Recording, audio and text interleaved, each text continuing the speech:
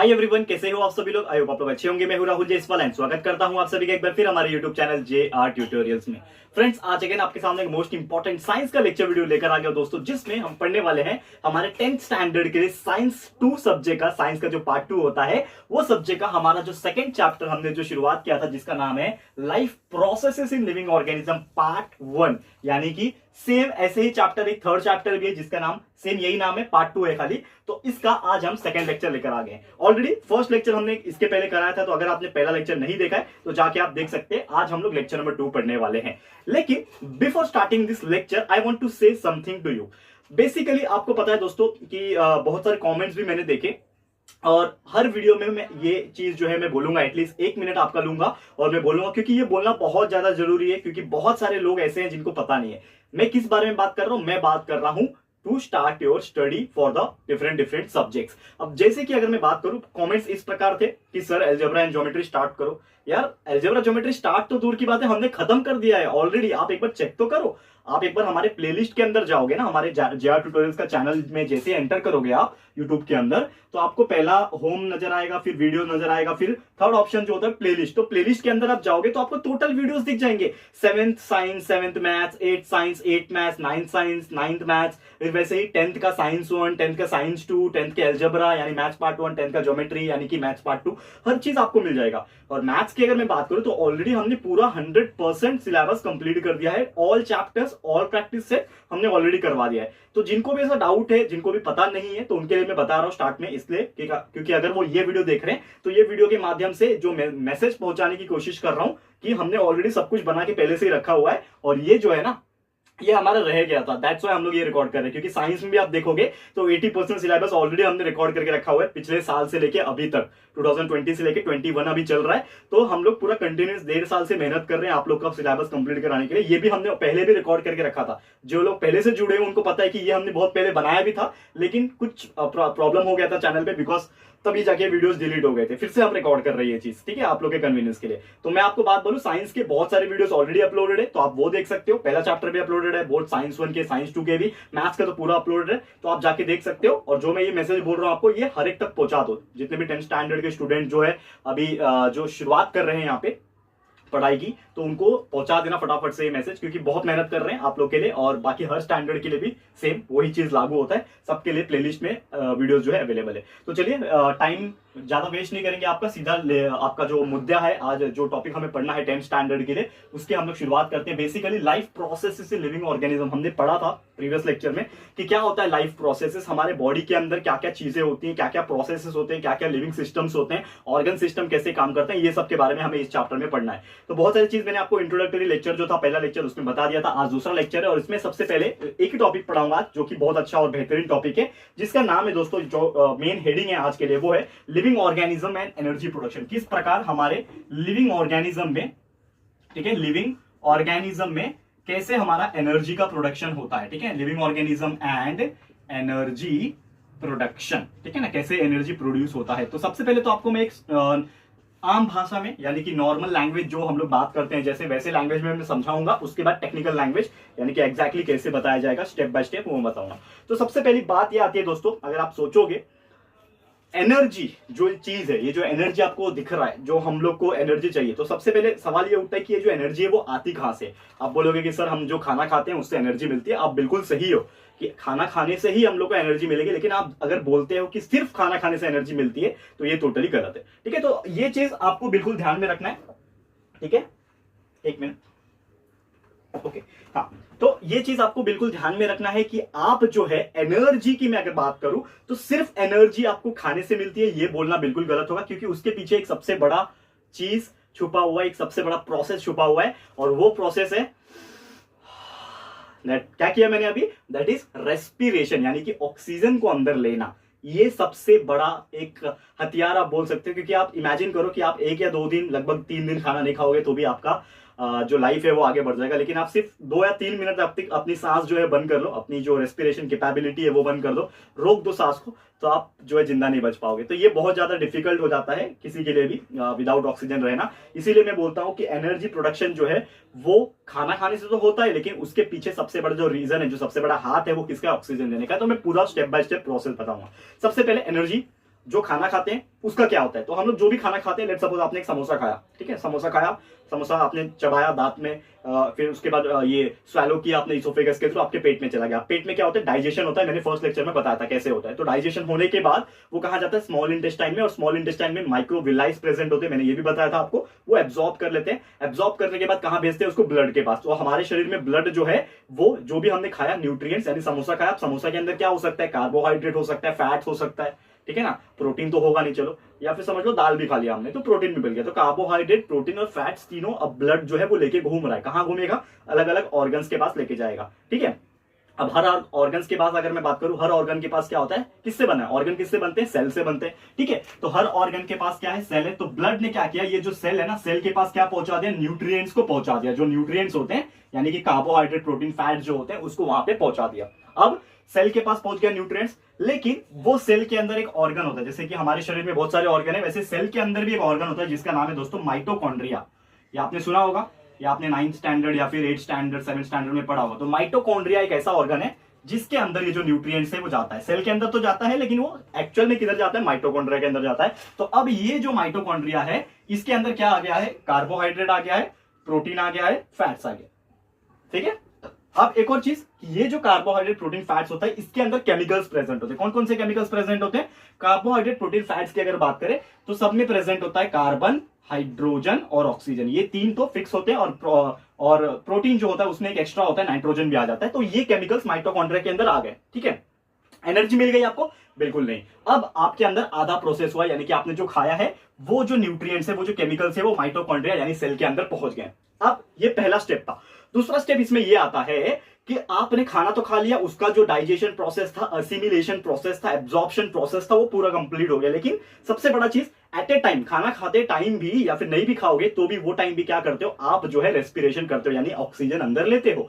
तो ऑक्सीजन जैसे ही आप अंदर ले रहे हो, मैंने ऑक्सीजन अंदर लिया, ठीक है, तो ऑक्सीजन जैसे अंदर लोगे तो ऑक्सीजन कहां जाता है, लंग्स में जाता है, लंग्स में से कहां जाता है, ब्लड में जाता है, क्योंकि लंग्स के पास एल्वियोलाई होते हैं, ये हम लोग 11th में पढ़ेंगे, पर समझ जाओ लंग्स के थ्रू वो ब्लड में चले जाता है ऑक्सीजन, ब्लड में जाके डिसॉल्व हो जाता है, ठीक है ना। जैसे आपने सुना होगा ना ऑक्सीजनेटेड ब्लड, तो ब्लड में ऑक्सीजन आ गया तो ऑक्सीजनेटेड ब्लड हो गया। अब वो ब्लड फिर से घूमेगा अलग अलग ऑर्गन्स के पास, फिर से अलग अलग ऑर्गन्स के पास क्या है, सेल है, सेल के अंदर क्या होता है, माइटोकॉन्ड्रिया। तो अब जो है, जो आपने ऑक्सीजन जो लिया था बाहर से, ऑक्सीजन जो लिया था, अब वो ऑक्सीजन भी कहां पहुंच जाएगा, इसके अंदर पहुंच जाएगा। यानी कि अब ये जो माइटोकॉन्ड्रिया था उसके पास क्या क्या आ गया, ये जो केमिकल्स खाना खाने से जो हमें मिले थे, कार्बन, हाइड्रोजन, ऑक्सीजन, नाइट्रोजन, ये तो थे ही, और लेकिन अभी साथ में आपको ऑक्सीजन एक्स्ट्रा जो है वो यहां पे मिल गया। और ये ऑक्सीजन क्या करेगा, उस चीज को, यानी ये जो केमिकल्स है उस चीज को क्या करेगा, वो ऑक्सीडाइज करेगा, यानी कि ऑक्सीडेशन होगा। आपने सुना होगा ना ये वर्ड ऑक्सीडेशन, तो वो केमिकल का क्या हो जाएगा, वहां पे ऑक्सीडेशन हो जाएगा। एंड यही ऑक्सीडेशन के वजह से इसके अंदर एक केमिकल रिएक्शन हो रहा है, एंड वो केमिकल रिएक्शन की वजह से उसके अंदर प्रोड्यूस होता है एनर्जी। अब एनर्जी के साथ साथ दो और चीज प्रोड्यूस होते हैं। एक होता है सबसे फेमस चीज जिसका नाम है दोस्तों कार्बन डाइऑक्साइड। तो जैसे कुछ चीज जब रिएक्शन करते हैं तो एक चीज नहीं बनता है, बहुत सारी चीज बनते हैं। तो एनर्जी तो बना, और ये जो एनर्जी बनता है ना, ये जो रिएक्शन आपने किया, ऑक्सीडेशन हुआ, वो एनर्जी जो बनता है वो एटीपी के फॉर्म पे बनता है, जिसको हम लोग बोलते हैं एडिनोसाइन ट्राइफॉस्फेट। ये जो हमारे अंदर जो एनर्जी बनती है वो एडिनोसाइन ट्राइफॉस्फेट से ही बनती है, यानी कि इस फॉर्म में बनती है। ATP is the unit of energy, you can say, ठीक है। तो यहां से बनती है, और ये चीज आपको बिल्कुल ध्यान में रखना है। एडिनोसाइन का, ट्राइफॉस्फेट का जो फॉर्मूला है, मतलब ये जो डेफिनेशन है वो पूछते हैं एग्जाम में, एंड इसके बारे में आपको जानकारी होनी चाहिए, ठीक है। तो ये चीज आप बिल्कुल भूलिएगा मत, ओके। तो ये समझ में आ गया होगा कि आपको एनर्जी कैसे मिला। तो जैसे दूसरा जो सवाल मैंने फर्स्ट लेक्चर में भी पूछा था कि हम तो ऑक्सीजन लेते हैं तो कार्बन डाइऑक्साइड कहां से बनता है, यहां से आता है कार्बन डाइऑक्साइड। तो जब आपने ये रिएक्शन किया तो रिएक्शन में जब एनर्जी बन गया तो उसके साथ में क्या बन गया, कार्बन डाइऑक्साइड बन गया। और ये कार्बन डाइऑक्साइड फिर से वो जो सेल है, माइटोकॉन्ड्रिया जो है, वो सेल के थ्रू ब्लड में निकाल देगा। अब ब्लड उसको लेके आएगा लंग्स के पास, और लंग्स को बोलेगा कि ये जो कार्बन डाइऑक्साइड है इसका मुझे कुछ काम नहीं है, तो उसको बाहर निकाल दे। तो वो लंग्स के थ्रू, हमारे नोज के थ्रू या फिर माउथ के थ्रू जो कार्बन डाइऑक्साइड है वो हम क्या करते हैं, बाहर निकाल देते हैं। हमें ऑक्सीजन लेना है, लिया, देखो प्रोसेस देखो, ऑक्सीजन अंदर लिया, अब अंदर वो रिएक्शन कर लिया उसने, क्योंकि कभी ना कभी तो कुछ खाया है ना, मैंने सुबह तो कुछ खाया, दोपहर में कुछ खाया है, तो वो एनर्जी जो है, यानी एनर्जी नहीं, माफ कीजिएगा, जो न्यूट्रिएंट्स जो है, केमिकल जो है, वो ऑलरेडी मेरे शरीर में है ना, क्योंकि कभी ना कभी खाया था मैंने। भले अगर ऐसा होता है 5 दिन पहले कुछ नहीं खाया तो हो सकता है कुछ ना मिले, लेकिन अभी तो खाया है मैंने, दोपहर में खाया है खाना, सुबह खाया है खाना, करेक्ट है। तो वो मेरे अंदर ऑलरेडी है, तो वो स्टोर हो गया है, वहां पे जाके स्टोर हो गया, ब्लड के अंदर, सेल के अंदर स्टोर हो गया है। और जब जब मैं ऑक्सीजन ले रहा हूं तब तक वहां पे एनर्जी प्रोड्यूस हो रही है। इसीलिए हमारा हर सेकंड ऑक्सीजन लेना जरूरी है, क्योंकि हमें हर सेकंड एनर्जी की जरूरत होती है। और जिस वक्त आप ऑक्सीजन को लेना स्टॉप कर दोगे फॉर एक सफिशिएंट अमाउंट ऑफ टाइम के लिए, यानी ऐसा नहीं कि आप 5 सेकंड के लिए तो मैं भी रोक सकता हूँ यार, 1 मिनट के लिए हम रोक सकते हैं, नॉर्मली रोकना नहीं चाहिए, don't try this at home, at least 10 second के लिए आप करके देख सकते हो, लेकिन उससे ज्यादा मत करना। तो बेसिकली एक इंसान जो है 1 मिनट, और जो प्रोफेशनल्स होते हैं जो डाइविंग करते हैं वाटर के अंदर, वो 2-3 मिनट तक रोक सकते हैं, लेकिन उससे ज्यादा रोकोगे तो फिर प्रॉब्लम हो जाएगा। तो इसीलिए हमें हर सेकंड एनर्जी प्रोडक्शन चाहिए, क्योंकि एनर्जी हम सिर्फ काम करते नहीं है, हमारे जो अंदर ऑर्गन्स होते हैं ना, किडनी, लंग्स, इवन हार्ट और जो भी ऑर्गन्स है, ये सबको ताकत चाहिए होती है, और हर वक्त ताकत चाहिए, तभी तो वो काम करेगा। हम जो डेली बेसिस पे ऑक्सीजन जो ले रहे हैं उसके लिए भी लंग्स एनर्जी जो है वो एब्जॉर्ब करके ही काम कर रहा है, उसको एनर्जी आप नहीं दोगे तो वो भी फेल कर जाएगा, और ऑर्गन फेल हो गया मतलब आपकी डेथ भी हो सकती है। तो ये ध्यान रखना, और यही ये पूरा ओवरऑल फंडा जो मैंने आसान भाषा में आपको समझाया है, करेक्ट है, समझ में आ रहा है, और कुछ नहीं है। हाँ, और एक और चीज, जैसे मैंने बोला कि एटीपी यानी एनर्जी मिल गया आपको, कार्बन डाइऑक्साइड मिल गया, लेकिन इसके साथ एक और चीज बनता है अंदर ही अंदर सेल के अंदर, जिसको बोलते हैं वाटर यानी पानी। तो पानी बन जाता है, जो कि हमारे नोज के थ्रू जो है वाटर वेपर्स, क्योंकि वो गर्म होता है ना, जब बनता है एनर्जी तो वो गरम गरम बनता है, तो वाटर वेपर्स यानी प्योर पानी नहीं निकलेगा आपके शरीर में से, पानी नहीं निकलता है, वो पसीना वगैरह वो छोड़ दो, पसीना जो निकल रहा है वो उसके अंदर से नहीं निकल रहा है, पसीना इसलिए निकल रहा है क्योंकि वो गर्मी की वजह से, या फिर आप बोल सकते हो एक तरीके से स्वेट ग्लैंड्स जो होते हैं वो निकालते हैं, लेकिन उससे एनर्जी का कोई लेना देना नहीं है। ये जो H2O निकलता है आपके नोज से ही निकलता है, और आपको पता भी नहीं चलता है, वाटर वेपर्स के फॉर्म में, ठीक है ना। जब आप कार्बन डाइऑक्साइड निकालते हो उसी के साथ निकल जाता है हल्का सा, ठीक है, और कुछ ज्यादा फर्क नहीं है, ठीक है। तो यही था overall process of living organism and energy production, ठीक है। अब ये तो चीज हो गया हमारा जो मैंने अपने लैंग्वेज में बताया, लेकिन इसके पीछे और दो चीज मतलब एक ही चीज है, स्टेप बाय स्टेप, ठीक है ना। वो स्टेप बाय स्टेप क्या है, बहुत ही आसान भाषा में और बताऊंगा, बस 5 मिनट और, ठीक है, तो फिर आपका पूरा ये जो लेक्चर है समाप्त हो जाएगा।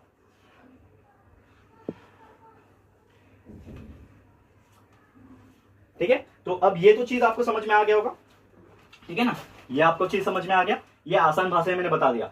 तो ये था आपका कंसेप्चुअल नॉलेज। अब लेकिन थ्योरेटिकल नॉलेज भी देना इंपॉर्टेंट है, जितना कंसेप्चुअल नॉलेज इंपॉर्टेंट है उससे थोड़ा सा कम इंपॉर्टेंट थ्योरेटिकल नॉलेज भी स्टडी करना है, ठीक है ना। अब ये चीज तो आपको समझ में आ गया दोस्तों, ठीक है ना, ये चीज जो है आपको समझ में आ गया। तो इसको मैं ये वाले पार्ट को अभी मैं रफ कर रहा हूं, ठीक है, ये वाले पार्ट को मैं क्या कर रहा हूं, फिलहाल के तौर पे रफ कर रहा हूं, क्योंकि अभी मुझे स्टेप्स बताना है कि आपका ये जो मैंने इतना लंबा चौड़ा जो एक्सप्लेनेशन दिया है इसके पीछे क्या स्टेप्स आते हैं। तो स्टेप्स में बताऊंगा, ध्यान से देखना। सबसे पहले आपको एक चीज ध्यान में रखना है कि जो भी एनर्जी प्रोडक्शन हो रहा है वो 2 स्टेप में होता है, एक होता है एरोबिक, दूसरा होता है एनएरोबिक। एरोबिक का मतलब होता है जिसमें ऑक्सीजन इन्वॉल्व हो रहा है, यानी आप रेस्पिरेशन जो कर रहे हो वो जो चीज है वो आपका क्या है, एरोबिक रेस्पिरेशन है, ठीक है ना। एरोबिक रेस्पिरेशन यानी कि आप ऑक्सीजन को अंदर ले रहे हो, ये आपका एरोबिक रेस्पिरेशन है, ठीक है ना, ऑक्सीजन अंदर लेना। दूसरा जो होता है वो होता है एनएरोबिक। एनएरोबिक नाम से पता चल जाएगा, एन का मतलब होता है नहीं, यानी एनएरोबिक। तो एनएरोबिक रेस्पिरेशन, यहां पे ऑक्सीजन का इन्वॉल्वमेंट नहीं होगा, लेकिन यहां पे क्या होगा कि जो ग्लूकोज है आपका, वो ग्लूकोज क्या हो जाएगा, ऑक्सीडाइज हो जाएगा, यहां पे ग्लूकोज इज ऑक्सीडाइज, ठीक है, ये हो गया। अब ये जो ग्लूकोज का जो ऑक्सीडेशन जो होता है वो 3 स्टेप में होता है, वो 3 स्टेप आपको जानना बहुत ज्यादा जरूरी है। सबसे पहला जो प्रोसेस होता है उसको बोलते हैं ग्लाइकोलिसिस, ये आपका स्टेटमेंट है, ठीक है ना, ये जो मैं बता रहा हूं अभी ये आपका स्टेप बाय स्टेप प्रोसेस है, बस इसको सुन लो खाली, उसके बाद तो आप लर्न तो करोगे डेफिनेटली, तो उसको आप लर्न करके समझ जाओगे, लेकिन जो कंसेप्चुअल नॉलेज देना था कि एक्चुअल में आपको पता होना चाहिए कि वर्किंग कैसे हो रहा है, तो ये मैं आपको बताया, ठीक है ना, जो मैंने अभी इसके पहले बताया। तो ये तो आपका प्रोसेस है, ये 3 स्टेप में लिख दूंगा, उसके बाद फिर आज का लेक्चर को स्टॉप करूंगा। तो ध्यान से देखना, हर एक चीज जो है आपको एकदम अच्छे से क्लियर हो जाएगा, ठीक है ना, एकदम ध्यान से देखते रहो। तो सबसे पहले ग्लाइकोलिसिस की अगर बात करें तो ग्लाइकोलिसिस में क्या होता है, ग्लाइकोलिसिस एक ऐसा प्रोसेस है जो साइटोप्लाज्म के अंदर होता है। What you mean by cytoplasm, जो भी सेल होता है, सेल के अंदर न्यूक्लियस को छोड़ के जो हिस्सा होता है उसको साइटोप्लाज्म बोलते हैं। और वही ये जो ग्लूकोज होते हैं ना, ये ऑक्सीडाइज होता है और क्या फॉर्म करता है, 2 मॉलिक्यूल्स ऑफ पायरुविक एसिड, यानी कि ग्लाइकोलिसिस प्रोसेस के अंदर ये जो ग्लूकोज है उसका ऑक्सीडेशन होने के बाद क्या बनाता है, वो पायरुविक एसिड बनाता है। ये आपको ध्यान में रखना है, क्या बनाता है, ये आपको पूरा प्रॉपर प्रोसेस है कि क्या हुआ यहाँ पे कि जो आपका ग्लूकोज था, ये ग्लूकोज जब ऑक्सीडाइज हुआ ग्लाइकोलिसिस प्रोसेस के अंदर, तो सबसे पहले उसने क्या बनाया, पायरुविक एसिड बनाया, और इसके साथ में और क्या बनाया उन्होंने, एटीपी बनाया, यानी एडिनोसाइन ट्राइफॉस्फेट बनाया, फिर nicotinamide adenine dinucleotide reductase NADP, देखो वापस लिखता हूं मैं, ठीक है, NADP NADPH2 निकोटिनाइन एडिनोनाइन डाइन्यूक्लियोटाइड फॉस्फेट, ठीक है, ये बनाया उसने। एंड उसके बाद उसने साथ में क्या बनाया, वाटर भी बनाया। तो आपको ये चीज ध्यान में रखना है, ये ध्यान में रखने वाली बात है। क्या क्या बनाया, जब भी ग्लूकोज का ऑक्सीडेशन हुआ तो यहाँ पे पायरुविक एसिड, एटीपी, NADPH2 और H2O साथ में बन रहा है, ठीक है ना। अब ये जो पायरुविक एसिड है, ये जो पायरुविक एसिड है यहाँ पे, अब ये जो पायरुविक एसिड है ये फिर से क्या हो जाएगा, कन्वर्ट हो जाएगा, और पायरुविक एसिड कन्वर्ट होकर क्या बन जाएगा, एसिटाइल कोएंजाइम बन जाएगा, एसिटाइल कोएंजाइम बन जाएगा। और ये जो एसिटाइल कोएंजाइम है दोस्तों ना, इसी से आपका आगे का प्रोसेस होता है जिसको बोलते हैं हम लोग TCA साइकिल। तो ये जो आपका एसिटाइल कोएंजाइम जो बना है ना, इसमें क्या होता है कि दो मॉलिक्यूल्स NADPH का और कार्बन डाइऑक्साइड का इसमें क्या होता है, रिलीज हो जाता है। तो ये आप याद रख सकते हो, याद रखने वाली चीज है। तो ये हो गया हमारा पहला स्टेप, जिसमें क्या हो रहा था, आपका ग्लूकोज ऑक्सीडाइज हुआ, ऑक्सीडाइज होने के बाद पायरुविक एसिड बना, ATP बना, NADPH2 बना, वाटर बना, एंड बाद में ये जो पायरुविक एसिड था कन्वर्ट होकर किस में चला गया, एसिटाइल कोएंजाइम में चला गया। तो ये था हमारा पहला स्टेप, जिसमें ग्लूकोज जो है ऑक्सीडाइज होता है, और ये प्रोसेस को हम लोग क्या बोलते हैं, ग्लाइकोलिसिस, ठीक है, समझ में आ रहा है दोस्तों।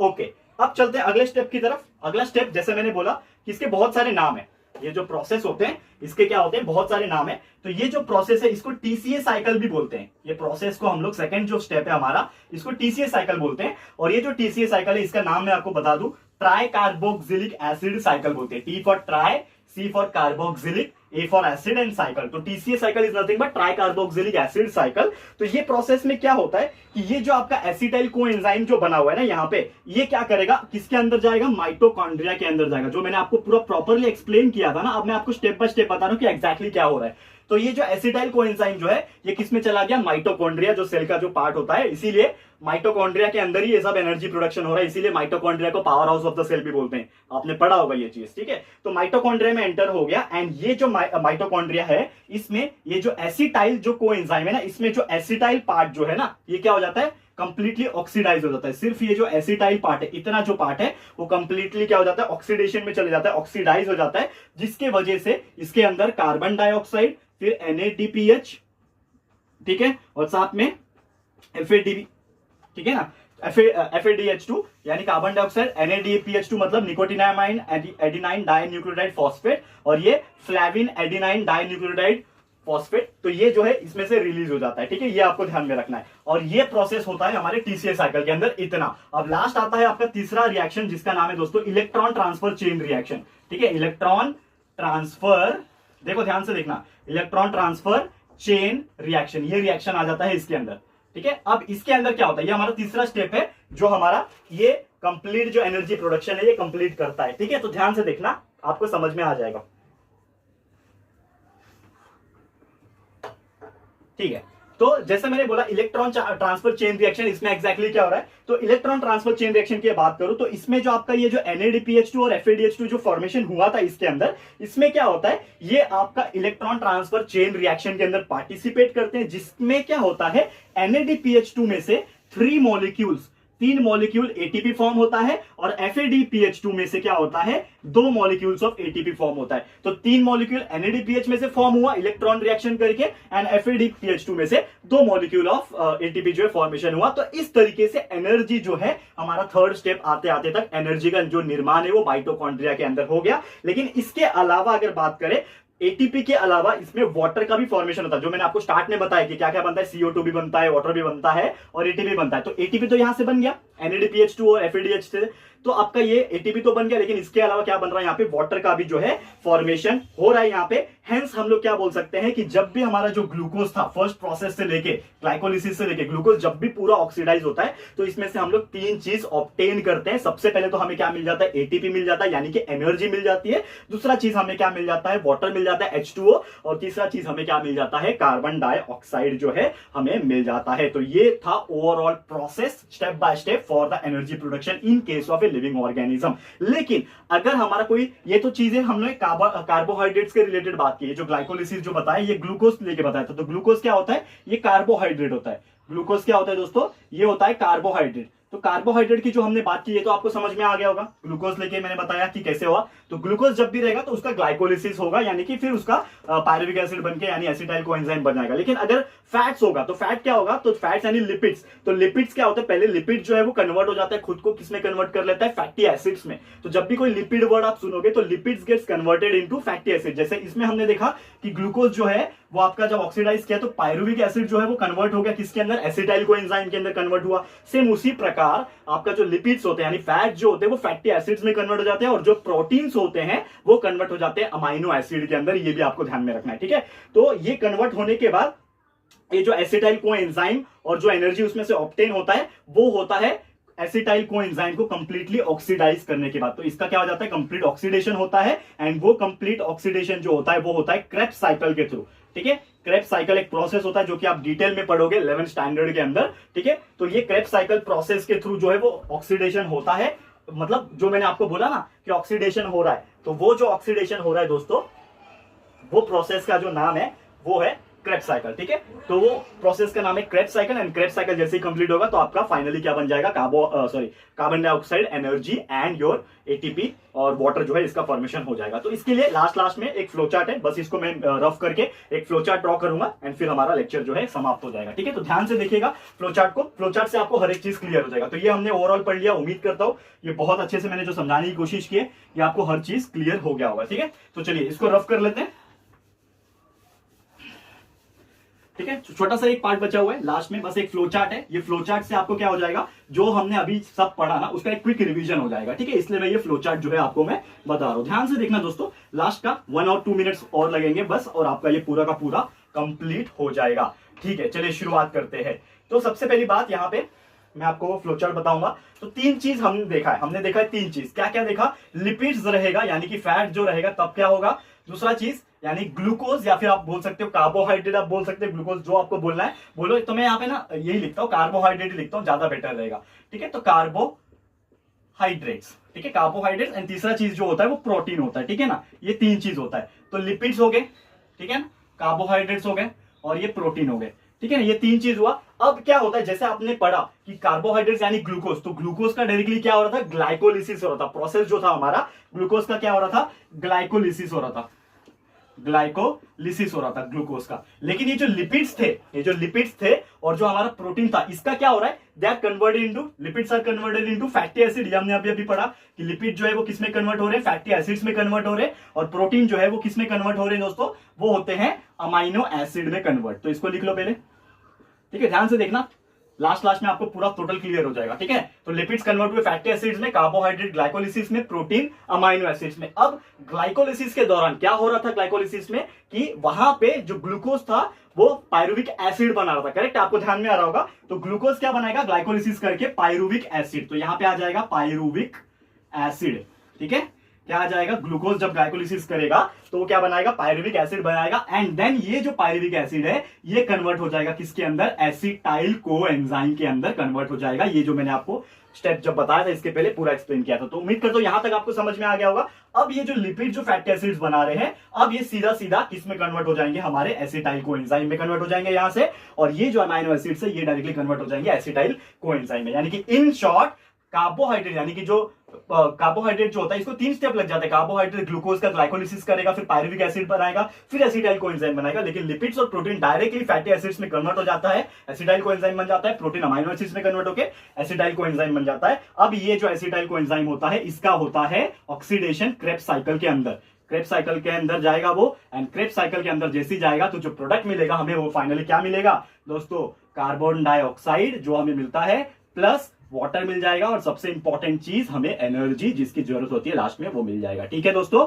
और यही हमारा टोटल ओवरऑल प्रोसेस जो यहाँ पे मैं आपको एक्सप्लेन करने की कोशिश कर रहा था। क्लियर है दोस्तों।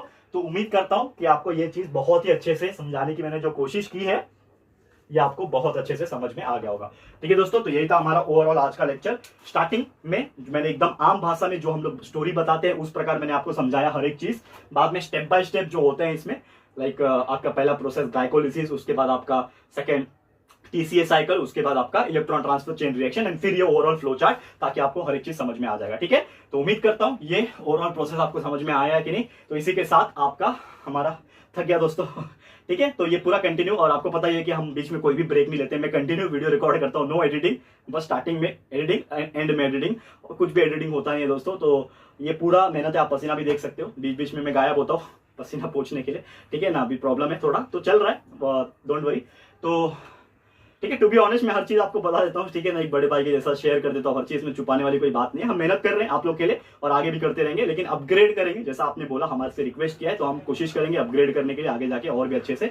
तो डोंट वरी, आपको मिलता रहेगा। लेकिन मुद्दे की बात यह है कि आपको ये चीज समझ में आया कि नहीं अच्छे से, प्लीज हमें कॉमेंट करके बताएगा, अपनी राय और सजेशन जरूर से दीजिएगा। और अगर आपको ये वीडियो पसंद आया है, यूजफुल लगा है फ्रेंड्स, तो प्लीज वीडियो को लाइक कीजिएगा एंड शेयर कीजिएगा, ज्यादा से ज्यादा अपने सारे फ्रेंड्स लोग को शेयर कर देना दोस्तों, बहुत इंपॉर्टेंट है शेयर करना, तभी तो पता चलेगा कि हम इतने मेहनत कर रहे हैं उनके लिए और इतना अच्छा कंसेप्चुअल नॉलेज आपको पढ़ा रहे हैं। तो फटाफट से शेयर कर देना। चैनल पे फर्स्ट टाइम आए हो, अभी तक चैनल को सब्सक्राइब नहीं किया, तो फटाफट से हमारे चैनल को भी सब्सक्राइब कर देना, साथ में बेल आइकन को हिट कर देना, ताकि हम लोग जब भी कोई वीडियोस को अपलोड करेंगे आप लोग को नोटिफिकेशन मिलती रहेगी। ठीक है फ्रेंड्स, तो मिलते हैं हमारे अगले वीडियो में। ये वीडियो देखने के लिए thank you and good bye.